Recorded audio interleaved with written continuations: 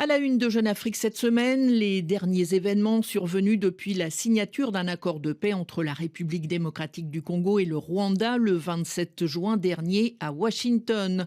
Bonjour Romain Gras. Bonjour. Vous êtes en charge de la couverture de la RDC et de la région des Grands Lacs pour Jeune Afrique et nous allons voir avec vous quels sont les commentaires qui ont suivi la signature de cet accord de paix, notamment les commentaires de Massad Boulos, le conseiller américain pour l'Afrique qui a supervisé cet accord.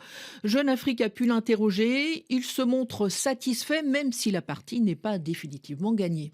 Oui, je pense que de manière générale, l'administration, américaine se montre assez, optimiste et enthousiaste vis-à-vis de cet accord, même si, il y a le risque aujourd'hui que ça soit un peu une victoire en trompe-l'œil.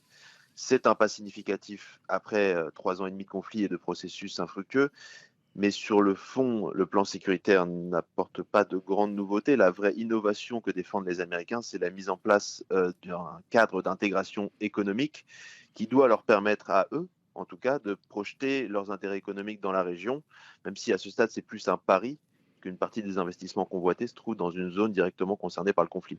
Et parmi les obstacles les plus importants qui devront être franchis, la mise en œuvre de la paix sur le terrain et la difficulté d'obtenir simultanément la neutralisation des FDLR et la levée des mesures de défense du Rwanda censées être effectives d'ici 3 mois. Et je dirais que c'est un accord qui a 2 failles principales sur le plan sécuritaire. La première, c'est que la question du M23 est renvoyée au processus de Doha qui stagne pour l'instant. Donc difficile d'imaginer une mise en œuvre de cet accord sans la conclusion du processus de Doha.